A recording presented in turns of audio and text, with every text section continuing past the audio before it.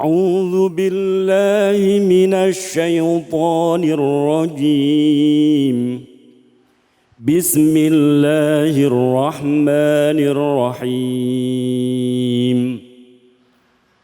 إنا أرسلناك بالحق بشيرا ونذيرا ولا تسأل عن أصحاب الجحيم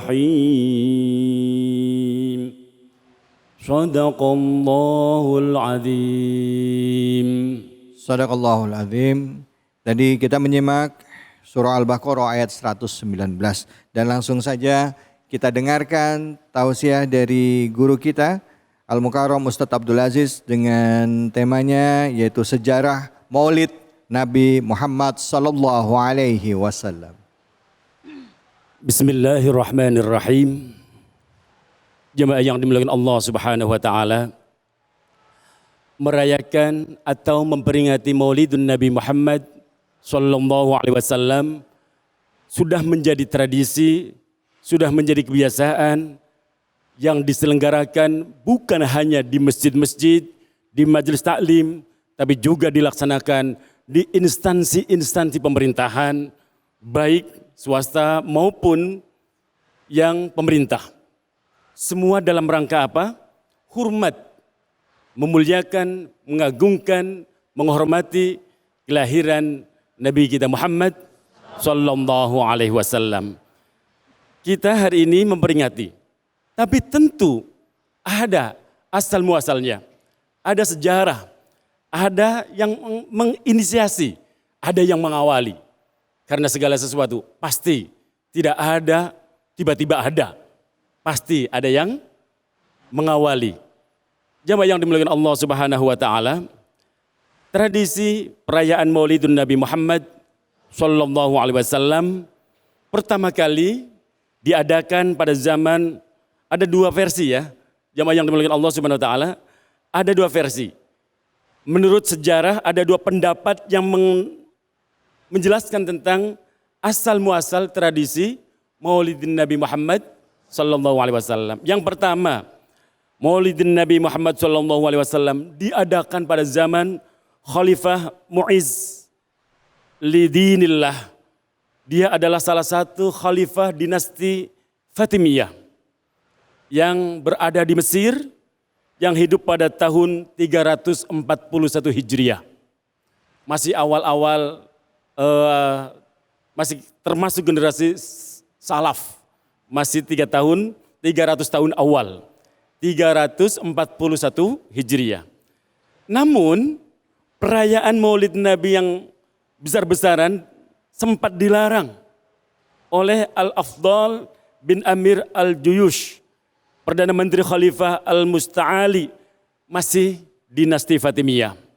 Jadi sempat vakum, nggak ada perayaan-perayaan lagi. Baru kemudian Maulidun Nabi Muhammad SAW diperbolehkan lagi diadakan pada masa pemerintah Amir Lil Ahkamillah pada tahun 524 Hijriah. Baru diadakan lagi, baru dirayakan lagi. Dan dia adalah pemimpin sekaligus imam dinasti Fatimiyah, yakni Amir Lil Ahkamillah. Nah, ini pendapat pertama yang kami nukil dari sumber salah satu sejarawan Mesir, yakni Syekh Syamsuddin Asy-Syakhawi.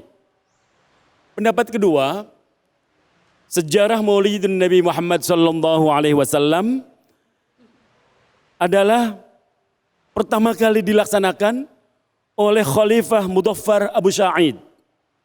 Saat itu sang khalifah sedang mencari cara bagaimana membangkitkan semangat tentara-tentara muslim, bagaimana membangkitkan kembali heroisme kaum muslimin ketika menghadapi kaum kufar yang memerangi kaum muslimin saat itu.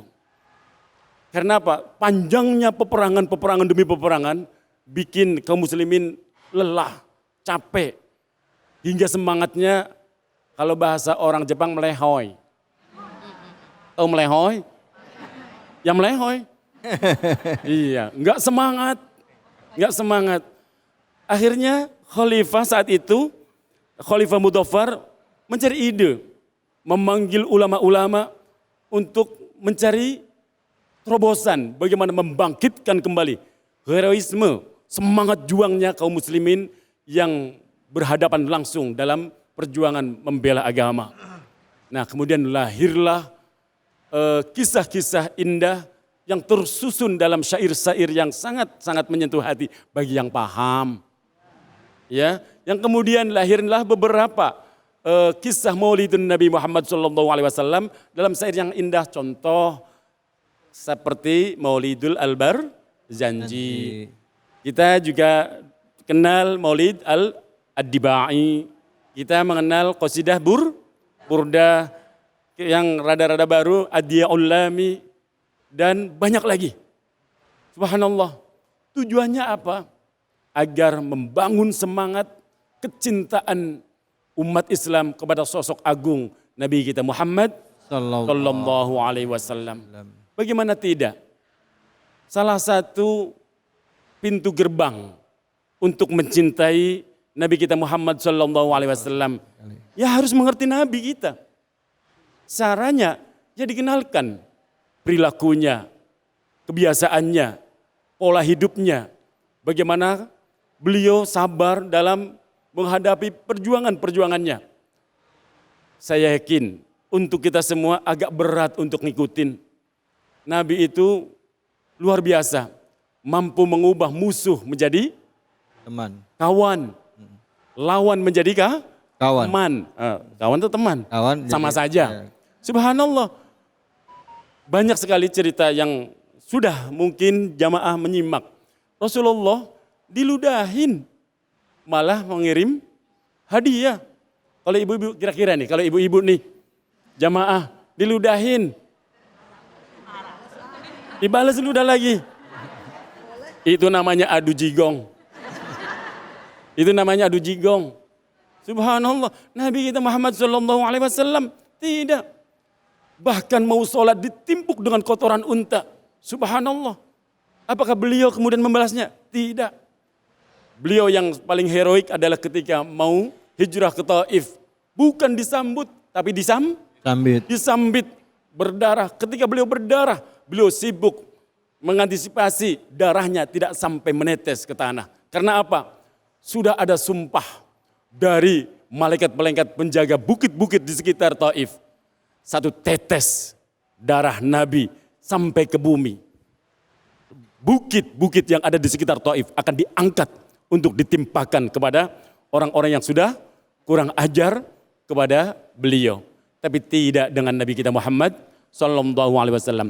Malah didoakan. Doanya sangat indah. Allahumma hdi qaumi fa innahum la ya'lamun. Ya Allah, anugerahkan hidayah untuk mereka. Karena mereka tidak paham, karena mereka tidak mengerti, karena mereka belum tahu. Jamaah yang dimuliakan Allah Subhanahu wa taala, sejarah Maulidun Nabi sengaja diangkat untuk membangkitkan kembali hub, mahabbah, cinta kita kepada Nabi, sosok yang memang wajib dan harus kita teladani. Nah, maka kemudian sampailah kita di zaman yang katanya milenial sekarang. Bagaimana caranya membangkitkan cinta kita kepada Nabi kita Muhammad SAW? Datanglah ke pengajian, datanglah ke majelis maulid dengan kita kembali membaca. Indah banget, asal kita ngerti bahasanya. Yang repot kadang, saking gak ngertinya bahasanya, maklum kita orang Indonesia.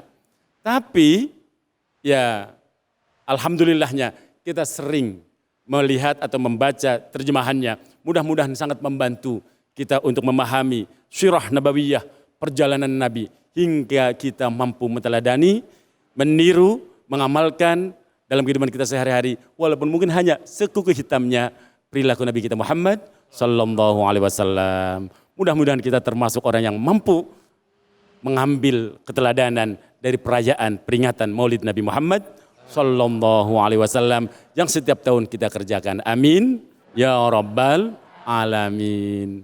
Ini yang dapat saya sampaikan, Kang David. Terima kasih banyak Ustaz Abdul Aziz. Ibu silakan, ada yang mau bertanya. Silakan langsung Ibu pertanyaannya. Assalamualaikum Ustaz. Waalaikumsalam warahmatullahi wabarakatuh. Saya Ibu Erna dari Majelis Taklim Nur Rahman ingin bertanya. Monggo silakan. Pada zaman dahulu sesudah Nabi Muhammad SAW wafat dan sahabat-sahabat udah hampir lupa dengan Nabi Muhammad SAW yang saya baca di Sirah Nabawi. Maka diadakanlah lomba sholawat ini oleh Syekh Al-Ayubi apa siapa nama itu saya. Jadi apakah benar itu jadi untuk mengingatkan kembali para umat Islam seluruhnya untuk mengingat Nabi Muhammad SAW. Hanya itu pertanyaannya. Terima kasih. Assalamualaikum warahmatullahi wabarakatuh. Waalaikumsalam warahmatullahi wabarakatuh.